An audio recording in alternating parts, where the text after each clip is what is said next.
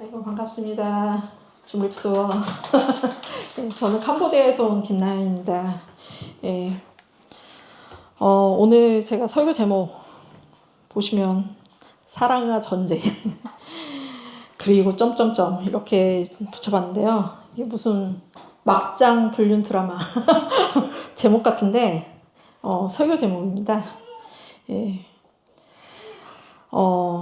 사실 이제 기도 모임 때 이제 말씀을 전해달라고 얘기를 하셔서 무슨 말씀을 나눠야 할지 좀 고민을 했는데, 여기 모이신 분들이 적어도 이제 선교에 대해서 관심이 있으시고, 또 이제 현장으로 이제 선교사로 나가실 분들도 이제 계셔서, 이제 선교지에서의 저의 경험과 또 하나님께서 주신 감동을 이제 말씀을 통해서, 나눌까 합니다. 예.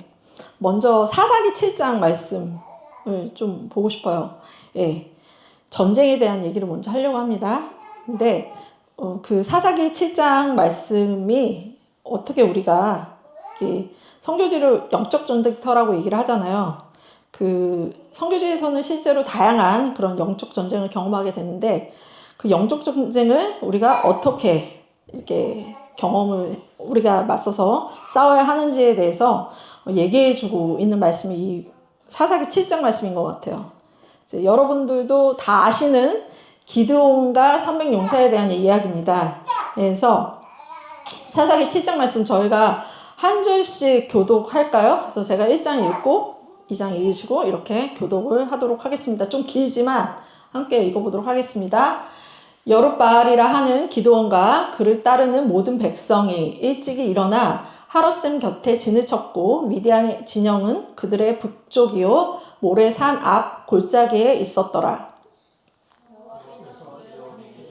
너를 따르는 백성이 너무 많은즉 내가 그의 손에 미디안 사람을 넘겨주지 아니하니 이는 이스라엘이 나를 거슬러 스스로 자랑하기를 내 손이 나를 구원하였다 할까 하니라. 이제 너는 백성의 귀에 외쳐 이르기를 누구든지 두려워 떠는 자는 길라앗산을 떠나 돌아가라 하라 하시니, 이에 돌아간 백성이 22,000명이요 남은 자가 10,000명이었더라.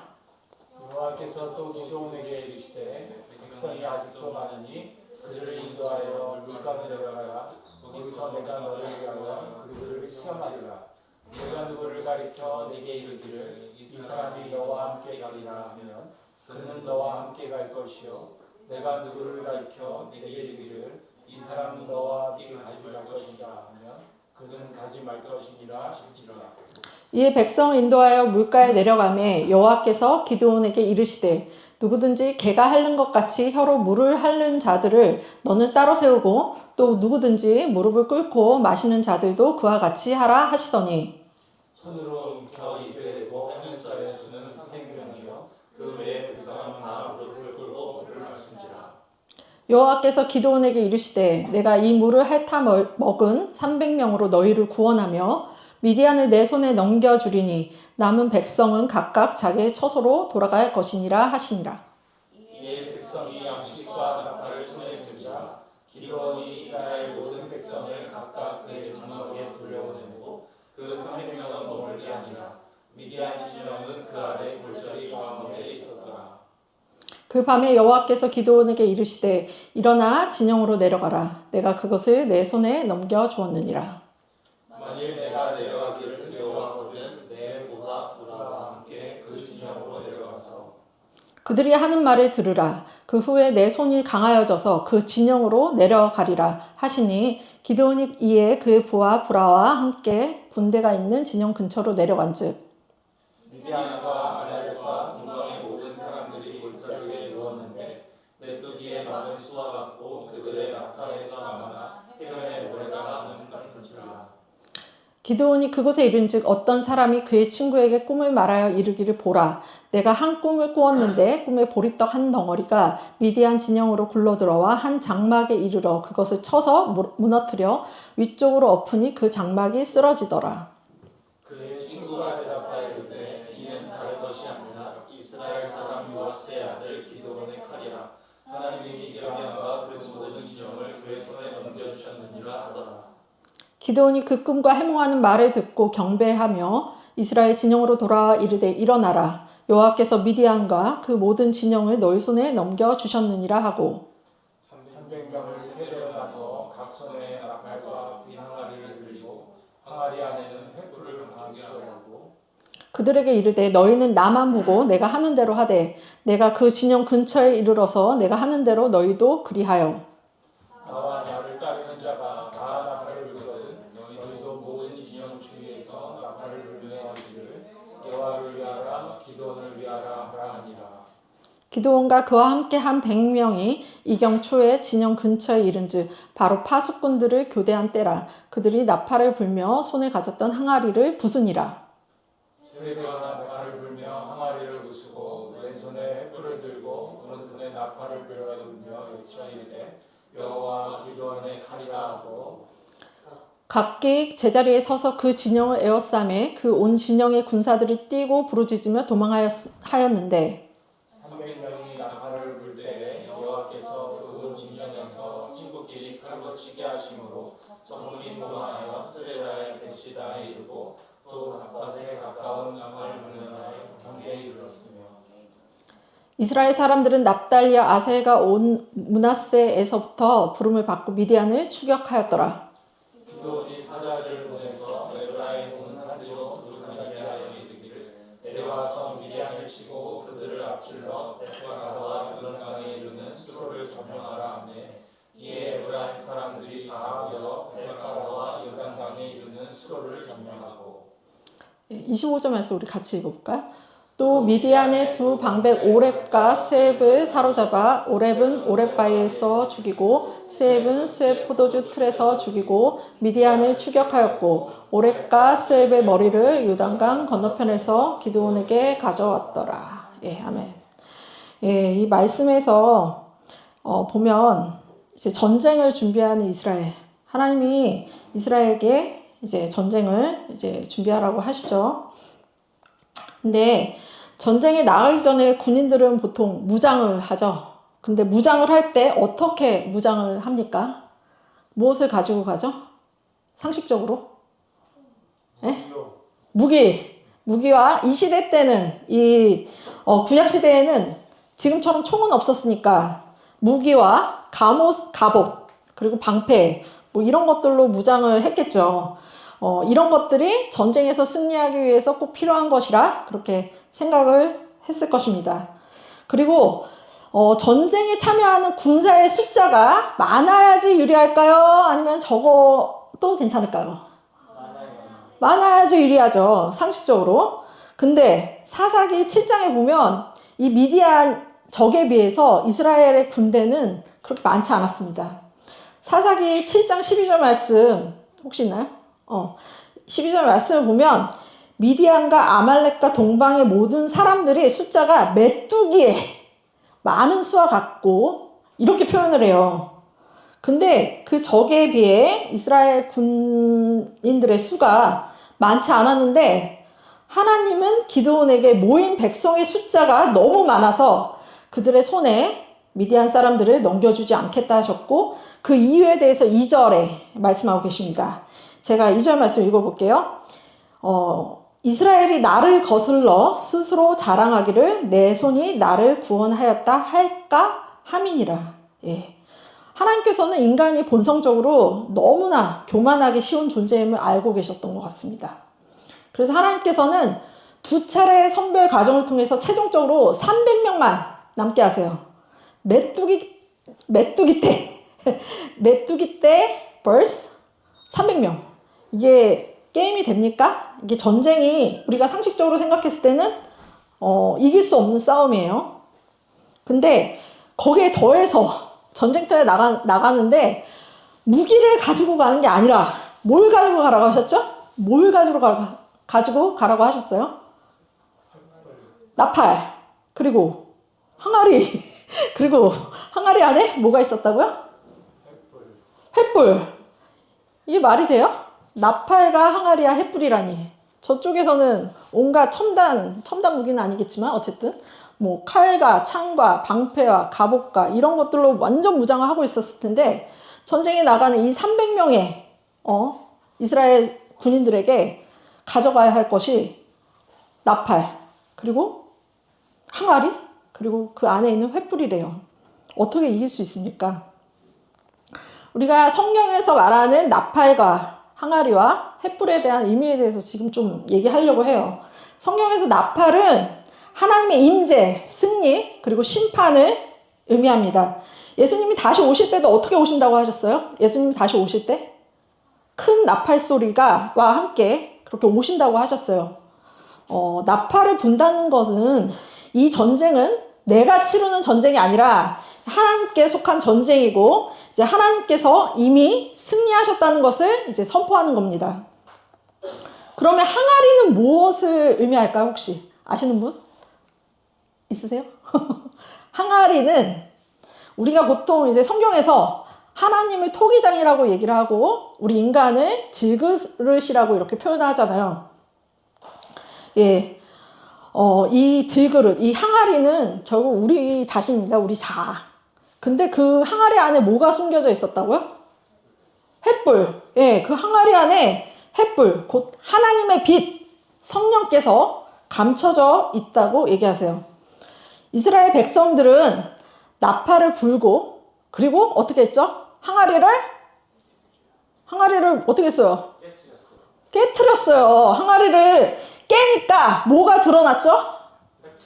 예, 항아리 안에 감춰져 있던, 이게 중요합니다. 감춰져 있었어요. 항아리 안에 감춰져 있던 횃불이 드러납니다. 여기서 우리가 배울 수 있는 게 뭐냐면요. 제가 배웠던 건 뭐냐면 연약한 내 자아가 깨어질 때 하나님의 빛이 드러난다는 거예요.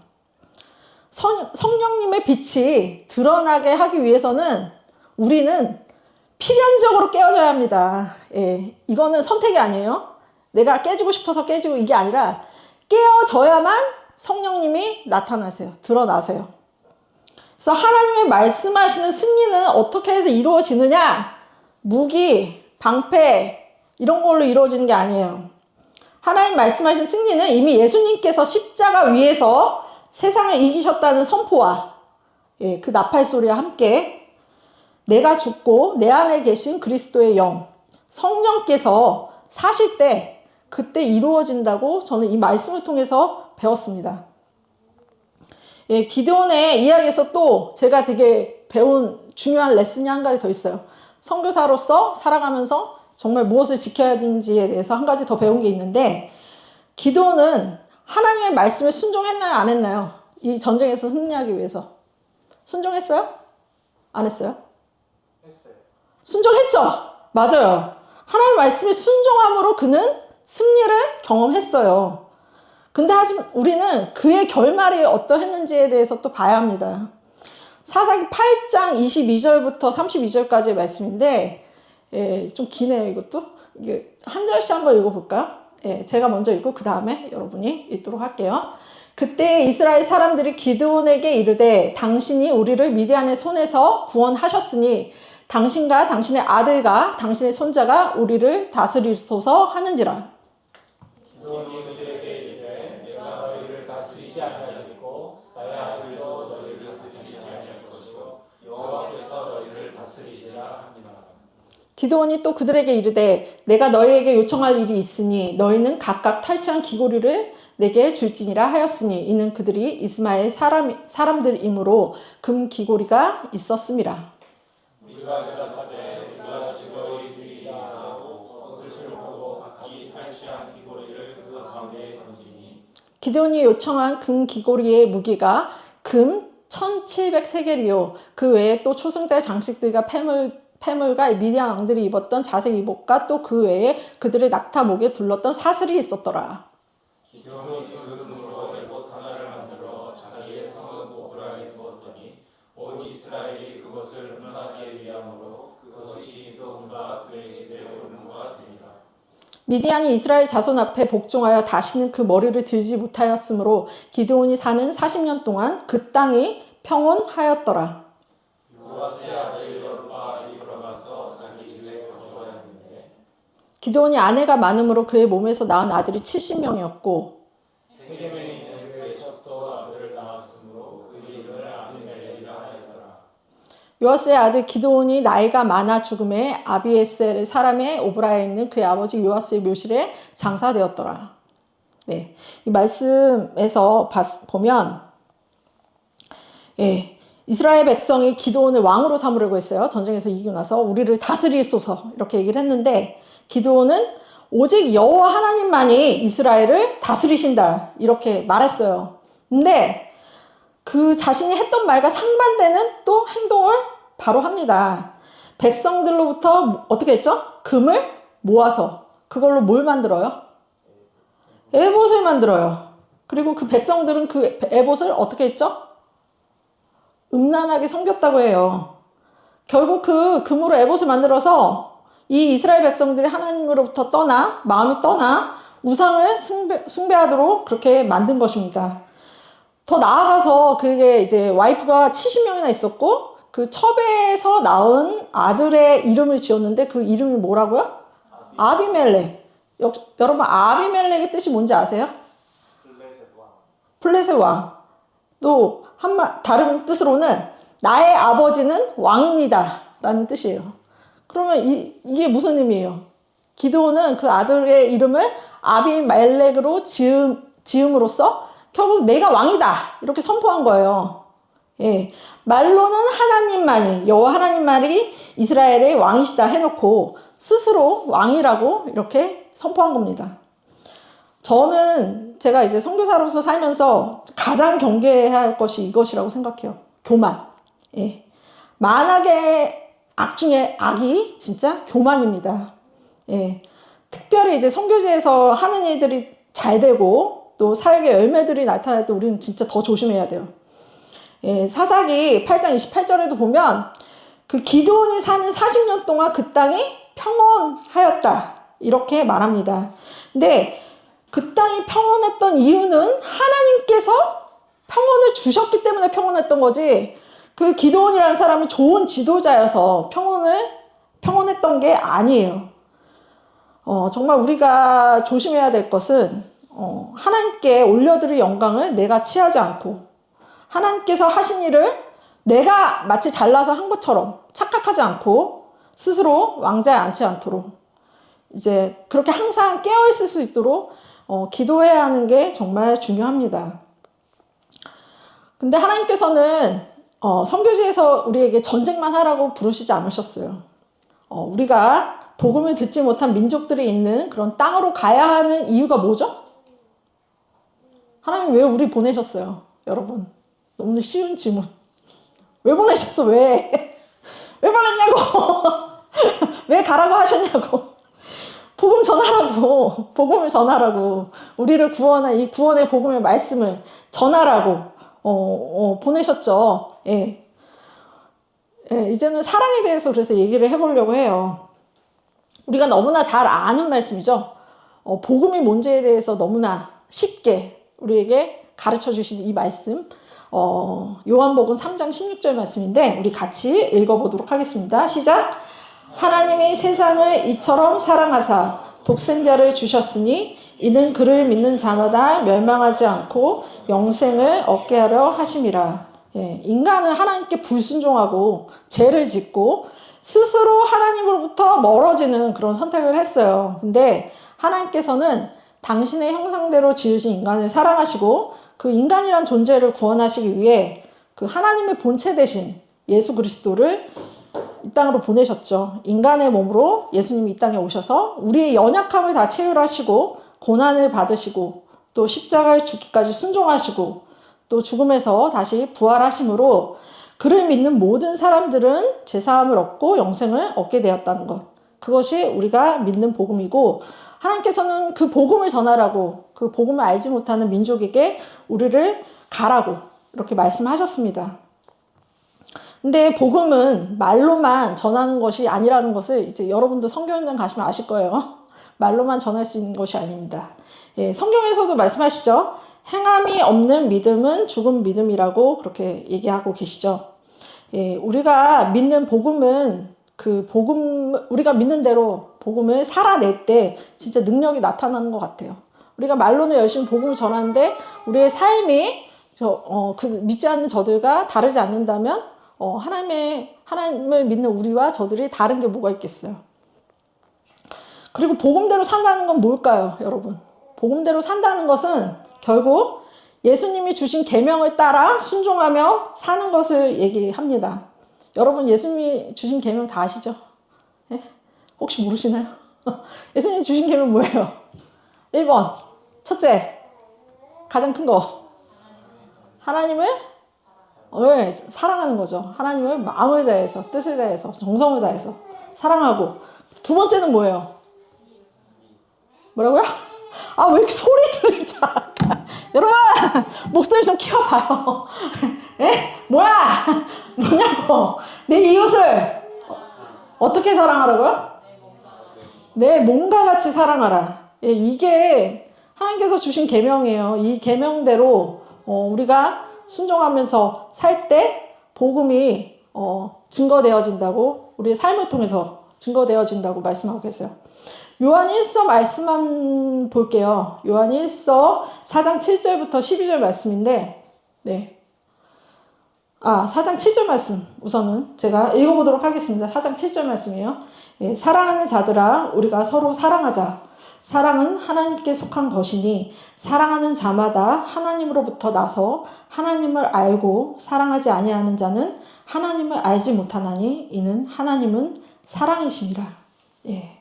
우리가 하나님을 정말 아는 자들이면 사랑해야 한다고 말씀하세요.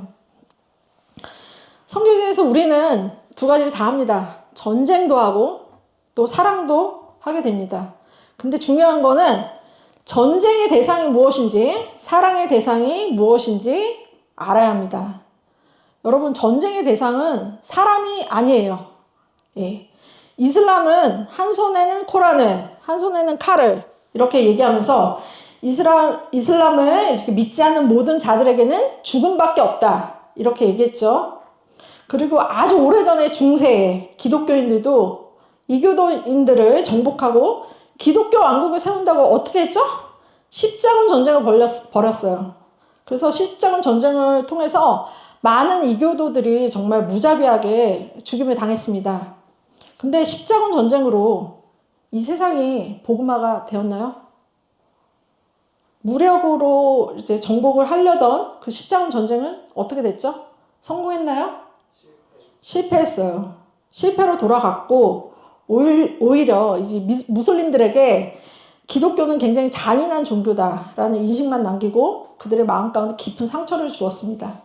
예전에 제가 첫 번째로 갔던 선교지가 터키였는데 터키에 있는 호텔에 TV가 있었어요. 근데 그냥 무심결에 뭐가 나오나 하고 이렇게 틀어봤는데 영화를 보여주더라고요. 근데 그 영화가 나중에 보니까 그 십자군 전쟁에 대한 얘기인데 거기서 나오는 그 크리스찬들은 기독교인들은 굉장히 못생기고 막 울긋불긋하고 아주 그냥 우악스럽고 그리고 막 엄청나게 잔인한 그런 기독교인들로 표현이 되고 그들에게 죽임을 당하는 무슬림들은 어린아이들, 여자들 이런 아이들이 그들에게 무차별하게 죽임을 당하는 그런 장면들이 이렇게 영화를 통해서 나오더라고요.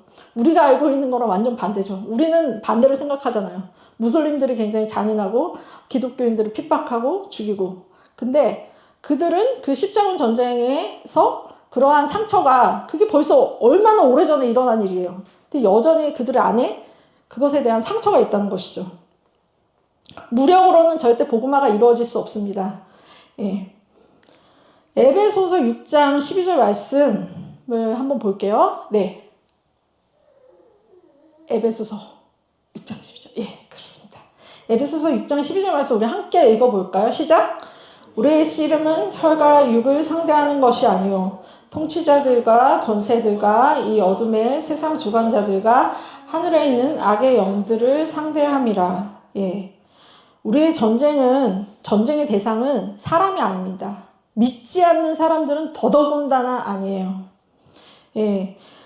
그들이 복음을 듣지 못하도록 이제 막는 그래서 그 복음을 통해서 그들이 제사함과 영생을 얻지 못하도록 방해하는 이 거짓의 영, 그리고 복음이 전해지지 못하게 이제 믿는 자들을 핍박하고 선교사들을 핍박하는 어둠의 세상 주관자들이 우리가 전쟁을 해야 할 대상입니다. 우리가 이제 선교지에서 만나는 사람들은 그럼 어떠한 대상이냐? 어떠한 대상이에요? 사랑의 대상이죠. 네. 하나님께서 너무나 간절히 찾으시는, 정말 99마리의 양을, 울타리 안에 있는 양을 내버려두고 그 한 마리의 어린 양을 간절히 찾으시는 게 우리 아버지의 마음이잖아요. 그 목자 되신 우리 하나님의 마음이잖아요. 그 영혼들, 우리가 선교지에서 만나는 한 영혼 한 영혼은 그렇게 하나님이 간절히 찾으시는 그런 영혼들이에요. 사랑의 대상입니다. 그래서 먼저 믿는 우리가 서로 사랑하고 또 그 사랑을 우리가 말로만 전하는 것이 아니라 정말 우리의 삶으로, 우리의 삶의 모습으로 나타냄으로써 우리 안에 계신, 빛으로 계신 성령님을 우리가 선교지에서나 어디에서나 나타낼 수 있게 되기를 간절히 소망합니다. 그리고 이제 마지막으로 제가 나누고 싶은 게 뭐냐면, 그리고 점점점 이렇게 했는데, 여러분 이 점점점이 뭔지 궁금하십니까? 궁금하시면 나누고, 안 궁금하시면 안 나누고 그냥 갈게요. 궁금해요. 궁금해요? 확실히? 오케이. 감사해요. 일찍 끝날 뻔했는데. 예, 저는 이제 2025년 4월부터 이제 안식년의 시간을 갖게 됐어요. 근데 이번 안식년은 쉼을 얻기 위해서 이제 가진 시간이 아니라 저희 가정 안에서 좀 해결해야 할 일들이 있어서 이제 안식년을 갖게 되었습니다. 예, 저희 엄마가 2022년부터 이제 우울증과 약간 공황장애 그런 증상이 있으셨는데, 점점 이제 기억력이 안 좋아지시더라고요. 그러면서 2025년 초에 이제 알츠하이머라는 진단을 받게 되셨어요. 그리고 이제 엄마가 이제 우울증이랑 이런 게 심해지시고 불면증도 심하시고 막, 그러니까 아빠가 옆에서 그거를 보시면서 신경을 너무 많이 쓰셔서 저 아버지도 또 건강이 안 좋아지셨어요. 그래서 원래 저희 아버지가 키는 크신 편인데 그 연세에 비해서 굉장히 마른 체질이신데, 그 마른 체질이신 분이 몸무게가 이제 10kg가 빠지셔서 지금은 50kg밖에 안 돼요. 저보다도 적게 나가세요. 예. 그리고 이제 백혈구 수치가 너무 낮아서 이번에 제가 캐나다에 있을 때 이제 골수 검사를 받으셨는데, 이제 의사가 이제 혈액암의 가능성이 있다고 해서 이제 2개월마다 이제 피 검사를 받으셔야 하는 그런 상황입니다. 예, 저희 가족은 이제 97년도였죠. 이민을 갔어요. 캐나다로. 그래서 근데 이제 캐나다에 부모님이 사시지만 영어로 의사소통이 안 돼요. 그래서 어디 병원을 가야 된다든지 어쨌든 집안에 무슨 일을 이렇게 처리를 할 때 항상 누군가의 도움이 필요합니다. 영어를 할 수 있는 사람의 도움이 필요해요. 그래서 사실 제가 이번에 안식년을 하게 된 것도 두 분이 앞으로 어떻게 되실지 이렇게 생각을 해봤을 때 나중을 위해서라도 이제 한국에 와서 이제 사시는 것도 좀 생각을 해봐야겠다. 그래서 지금 현재 살고 계신 집도 정리를 해야 하고, 또 이제 한국으로 와서 이제 이중국적 하는 것도 이제 해야 될 것 같은데, 그거를 이제 두 분이 할 수 없으니까 그거를 이제 제가 도와드려야겠다 하는 그런 생각으로 안식년을 하게 됐어요. 하지만 이제 하나님이 이제 성경 말씀, 이 말씀이 있잖아요. 잠언 16장 9절 말씀인데, 사람이 마음으로 자신의 길을 계획하지라도 그 발걸음을 인도하시는 분은 여호와 하나님 한 분이시라고. 이번에도 사실 제가 계획한 대로 하나도 되지 않았어요. 이제 엄마의 불안 증세가 갑자기 너무 심해셔가지고 집을 원래는 팔려고 막 준비하던 것도 무산이 되고, 이제 부모님이 처음에는 이제 한국에 와서 살고 싶으시다고 하셔서 이제 이중국적을 하려고 이렇게 생각을 했는데 마음이 바뀌셔서 그 이중국적을 하려던 것도 계획대로 안 됐습니다. 그리고 이제 저는 상황이 이러다 보니까 주변에서는 너 이런데 선교사께서 있을 거야? 이제 얘기하시는 거죠. 이제 주변에 모르는 이런 압박들이 들어오죠. 그리고 제가 이제 안식년 초반 때, 한 5월쯤 다시 부모님하고 같이 캐나다로 갔을 때 엄마가 컨디션이 너무 안 좋으셨어요. 컨디션이 너무 안 좋으셔가지고 되게 제가 스트레스가 너무 이제 극도로 막 받은 상태에서 너무 힘들어가지고 이제 미국 본부에 저희 계신 이순애 사모님께 전화를 했어요. 이제 전화를 해서 저희 집안 사정을 얘기를 하고, 근데 저도 모르게 막 사모님의 목소리 딱 듣는데 막 너무 힘들어가지고 막 눈물이 펑펑 나더라고요. 막 우는데, 나도 모르게 막 펑펑펑 우는데, 사모님이 딱 한마디 하시더라고요. 그게 뭐였냐면, 나연 선교사, 결국에는 하나님의 나라야.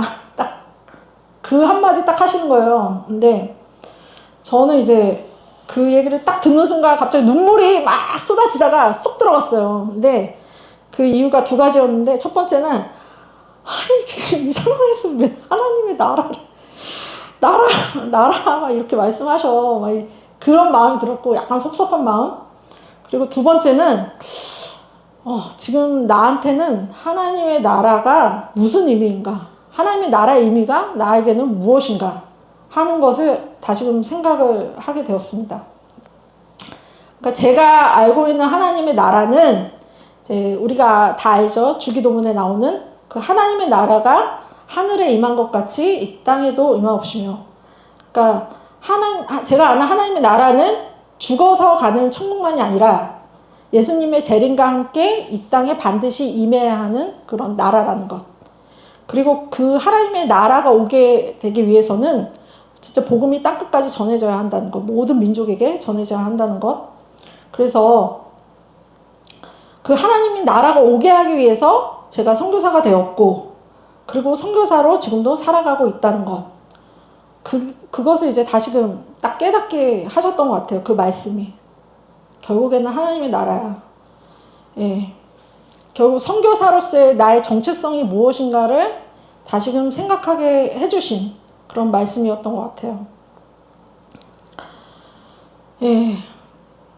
그러니까 하나님께서는 우리 사모님의 그 말씀을 통해서 캄보디아에 있든 제가 캐나다에 있든 하나님의 나라가 이 땅 가운데 임하게 하기 위해서 너가 지금 할 수 있는 일을 하라. 이렇게 말씀하시는 것 같았어요. 사실 그때는 저는 뭘 해야 될지 모르는 상황이었고, 기도도 제대로 못하고 있었고, 어떻게 해야 할지 모르는 막 그런 상황이었거든요. 근데 그 말씀을 통해서, 그 하나님의 나라, 이 말씀을 통해서 또 딱 생각하게 하신 것이 꼭 선교 현장에만 있다고 우리가 선교를 하는 것이 아니라는 거예요. 예, 우리 컨미션에는 현장 선교사가 있고, 본부 또 사역을 하시는 본부 선교사님들이 계시고, 또 무릎 선교사가 있습니다. 무릎 선교사 아세요, 여러분? 골방에서 열방으로라는 타이틀을 가지고 있는 무릎 선교사. 예, 무릎 선교사는 골방에서 무릎을 꿇고 열방을 위해서 중보하는 선교사를 우리는 무릎 선교사라고 부릅니다. 예, 그러니까 그 말씀을 통해서 딱 깨닫게 하신 게 뭐냐면, 네가 현장에 있지 않으면 지금 무릎 선교사로 살면 되잖아. 딱 그 말씀이었어요. 사실은 저는 무릎 선교사로 살지 못하고 있었거든요. 이제 열방을 위해서 기도하지 못하고 있었죠. 현장에 가지 못한다면 무릎 선교사로 살면 되는 거예요. 근데 저는 그때 뭘 깨달았냐면, 어느샌가 현장에 가서 선교사로 살아야지 이게 진짜 선교하는 거지. 그렇게 교만한 생각을 했었던 것 같아요. 그래서 현장에 있지 못한 제 자신이 선교사가 아닌 것처럼 마치 그렇게 생각을 했던 것 같습니다. 그러니까 현장에 없으면 선교사로서의 나의 정체성도 사라지는 것처럼 그렇게 생각을 했었던 것 같아요. 근데 사실 저는 이렇게 얘기하지만 가능하면 선교 현장에서 오래 있고 싶어요.